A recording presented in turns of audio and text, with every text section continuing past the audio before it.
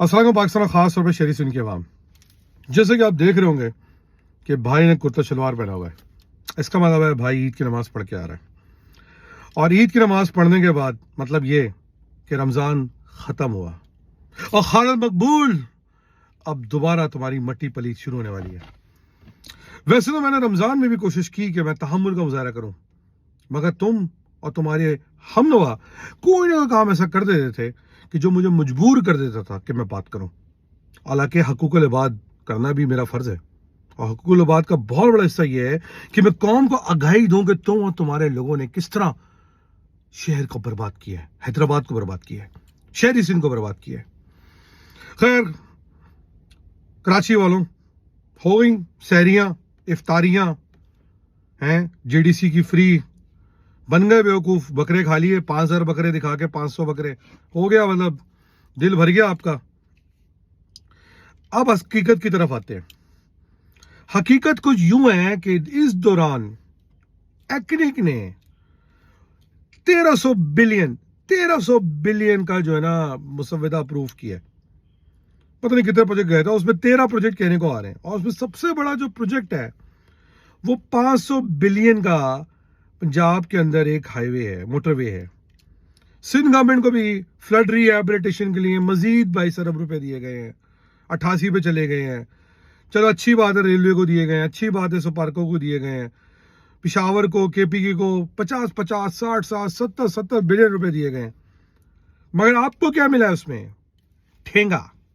जी, अगर मैं मान लेता हूं कि जी शायद कोई जुगाड़ लगा के कराची के किसी प्रोजेक्ट के लिए 10-12 बिलियन दे भी दिए गए या 15 बिलियन दे भी दिए गए, तो कौन सा एहसान किया भाइयों?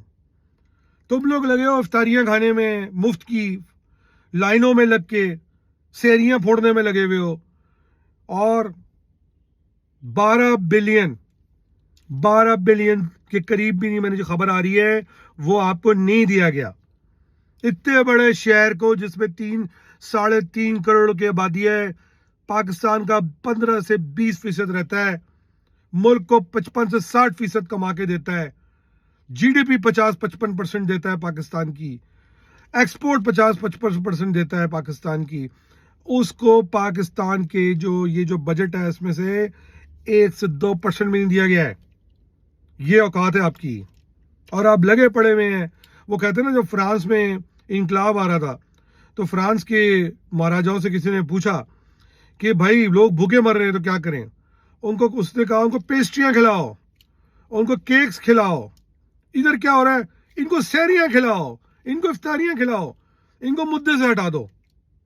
मैं सवाल कराची की क़यादत से करूंगा, एमकेएम से तो करूंगा ही करूंगा, मैं तमाम क़यादत से करूंगा कि आप लोग चुप क्यों हैं? पीपल्स पार्टी भी शोर मचा रही है सक्खर हैदराबाद सक्खर मुल्तान मोटरवे के ऊपर। पीपल्स पार्टी ने K4 के लिए पैसा क्यों नहीं मांगा है? पीपल्स पार्टी ने कराची के डेवलपमेंट के लिए पैसा क्यों नहीं मांगा है?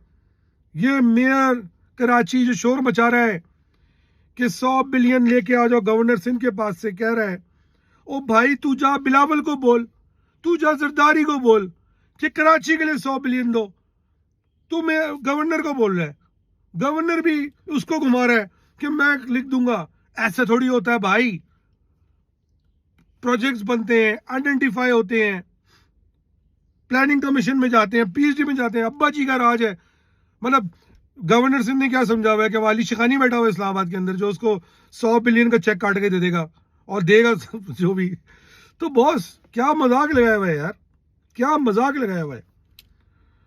पीएचडीबी के अंदर फेडरल मिनिस्ट्री है ना मकबूल, तेरे पास बिलियंस एंड बिलियंस रुपए की जो है उसके अंदर इन्वेस्टमेंट है। तू उस कराची के लिए क्या लेके आया? तू हैदराबाद के लिए क्या लेके आया? मैं बताऊं, हैदराबाद के अंदर जो यूनिवर्सिटी का चूरन तूने कौम को दिया, वो यूनिवर्सिटी सिर्फ 2 हॉस्टल के कमरों में चल रही है। खालिद मकबूल, सिर्फ 2 हॉस्टल के कमरों में। तू किस बात का मिनिस्टर है? झाड़ू किस्म के आईटी इंस्टीट्यूट बना दिए, अपने बंदों को अपॉइंट कर दिया उसमें। मुझे बताने की भी जरूरत नहीं है कि इस यूनिवर्सिटी का चांसलर तुम्हारी पार्टी का नहीं है, तुम्हारी कम्युनिटी का नहीं है, उसके असातिज़ा तुम्हारी कम्युनिटी के नहीं है। तो खालिद मकबूल तो क्यों मिनिस्टर बने बैठा है? यही सवाल इसी आदमी से पूछना चाहिए। मैं बार बार इस पे क्यों बात करता हूं? क्योंकि क्यादत वीक है। क्यादत मजबूत होती तो वो 22 मिनिस्ट्रियों के साथ, 22 एमएनएस के साथ डंके के चोट पर बैठ के बात करती कि हमें दो। नहीं, कमजोर आदमी आपका लीडर बना बैठा है। वो कमजोर इसलिए एमकेएम को रखता है कि वो इंतजार कर रहा है कि वो एमकेएम अल्ताफ हुसैन को, यानी अपने कायद को, अमानतन वापस कर दे। बस इसका यह मकसद है। नहीं चल जाए एमकेएम किसी तरह से कि लोग उस गद्दार को भूल जाएं। यह है मकसद। सिर्फ भाड़ में गया कराची, भाड़ में गया उसके वासी। अभी ये जो हादसा हो रहे हैं कराची के अंदर, बोला जा रहा है कि जी इसने बात नहीं की, उसने बात नहीं की, उसने इफ्तारी कर ली। अरे पूरा शहर इफ्तारियां फोड़ रहा है।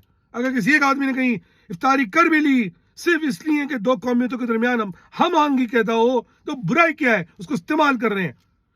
क्यों नहीं की खालिद मकबूल ने प्रेस कॉन्फ्रेंस? जाए ना जाके उन जो बेचारे मर रहे हैं, जो शहीद हो रहे हैं, उनके घरों पे जाए। कहां हैं? बात बात पे करोड़ों रुपए बांटने वाले, अपार्टमेंट बांटने वाले किधर हैं? देना जाके इन गरीबों को जो बेचारे मारे जा रहे हैं इसके अंदर। वो एक अच्छी बात की किसी ने कि ईरान में कोई मर जाए तो उसको 50 लाख रुपए ईरान में मरने पे मिल जाते हैं। या कराची के अंदर उसका बच्चा रोज मर रहा है। ये वो शहर है जिस मुल्क को कमा के देता है। सिंध को 95% कमा के देता है। यहाँ के बच्चे पैदा होने से पहले अपना किराया दे रहे हैं और यहाँ की क़ियादत बैठी हुई चुप है। और लोग इफ्तारियां फोड़ रहे, सहरियां फोड़ रहे, फ्री प्रोग्राम लूट रहे। तुम लोगों को फकीर बना दिया है, महकूम बना दिया है, ताकि तुम लोग अपने हकूक मांगना भूल जाओ। और जो तुम में से हकूक मांगे उसको तुम लोगों को के खिलाफ, तुम लोगों को बता दिया जाता है कि वो तुम्हारे खिलाफ है। जो भी सच बात करे, नहीं जी वो खिलाफ है, वो बुराई कर रहा है, वो ये पीछे पड़ा। ओ भाई, जड़ जब तक सही नहीं होगी और वो जड़ खालिद मकबूल है। खालिद मकबूल, रमजान खत्म हो गए हैं। अमीन उल हक ने बोला था ना, चलो अपनी मर्जी से बोला था कि हम ऑपोजिशन में बैठेंगे। अमीन उल हक, तू कान खोल के सुन। अगर तुझ में जरा सी भी गैरत है, तू रिजाइन दे दे। कि तूने एक स्टेटमेंट दिया, उसके बाद भी कख नहीं मिला। मैं कहता हूं 12 बिलियन में मिल गया। कौन सा तीर मारा? रिजाइन दे अमीन उल हक।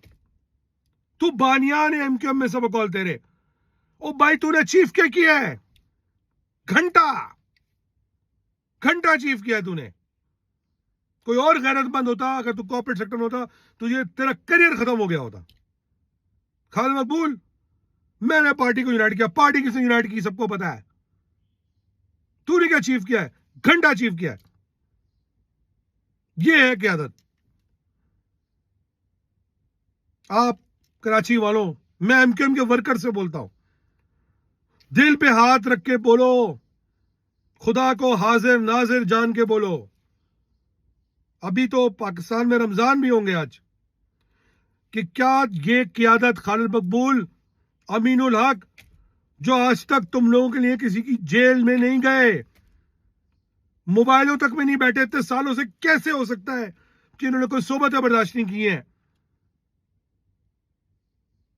वो तुम्हारे लिए सही क़यादत है? मैं एमकेएम के वर्कर से सवाल कर रहा हूं, क्या मिला तुमको?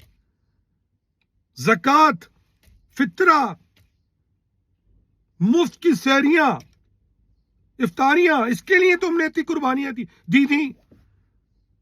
हजारों लोगों ने कुर्बानियां इसलिए दी थी। आज भी तुम्हारे 107 वर्कर मिसिंग है, जिसके बारे में खालिद मकबूल कहता है बात ही ना करो, क्योंकि उसको पता है कि वो 107 हमारे वर्कर्स के साथ क्या हुआ है। बात नहीं करने देता उसके बारे में। कितने वर्कर आज भी एमकेएम के जेलों में बेचारे अपनी ईदें मनाने नहीं पहुंच पा रहे। खालिद मकबूल चुप है। खालिद मकबूल के मुंह से पाकिस्तान की आर्मी के फेवर में स्टेटमेंट भी कोई 1.5 से 2 हफ्ते बाद निकला है। ये पहले दिन होना चाहिए था, पहले सेकंड में होना चाहिए था। खैर, रमजान खत्म हो गया खालिद मकबूल, अब तेरे बारे में मजीद बात होगी। पाकिस्तान जिंदाबाद।